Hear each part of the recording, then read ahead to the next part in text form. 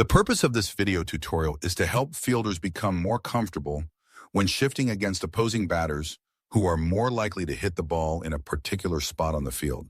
You see, shifting the defense should always be based on the batter's previous history, the type of pitcher he is facing, and the swings he has taken earlier in the game or even earlier in the at-bat. For instance, if you see a batter having trouble getting around on a harder throwing pitcher, you should adjust both the infield and outfield defense to play towards the opposite field. Likewise, if you see the batter pulling everything, you should shift to the pull side. Major league teams have invested tens of millions of dollars on systems that determine where a batter is more likely to hit the ball. This is the primary reason why batting averages have gone down significantly over the last half-decade, as fielders are now more often than not in a better position to field the ball when it is put into play. Just take a look at these next few clips of the 2024 World Series. The shortstop is playing almost right up the middle, making these plays in this highest of high-stakes games. But it's important to note that the entire defense needs to make this positioning adjustment so that new holes are not opened up in areas where the batter is more likely to hit the ball.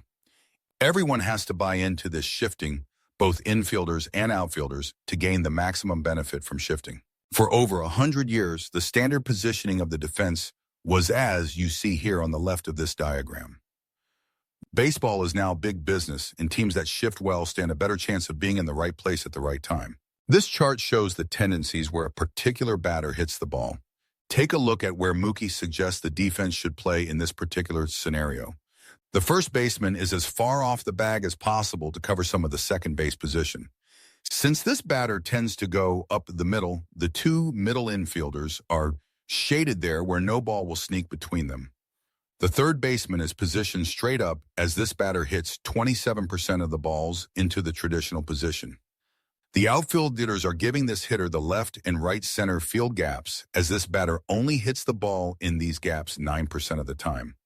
Now, granted, in men's organized softball, the fielders do not have these computer-driven stats at their fingertips or a flashcard telling them where to play stashed away in their pocket.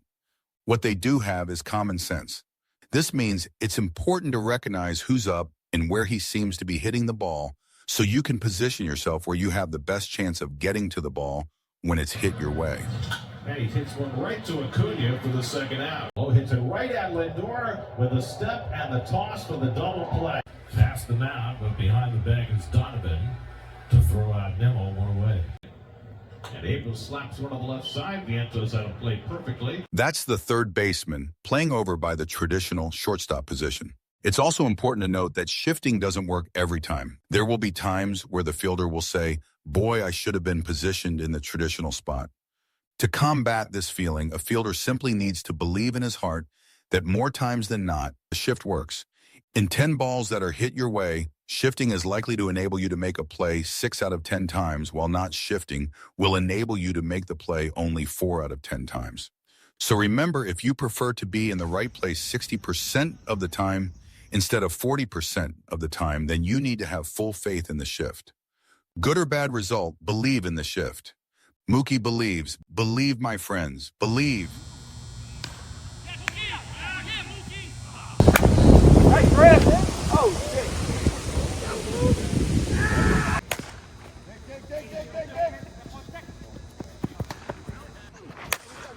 Through. Awesome, Felix.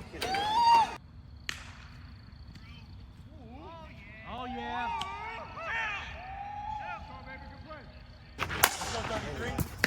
Oh, the move man.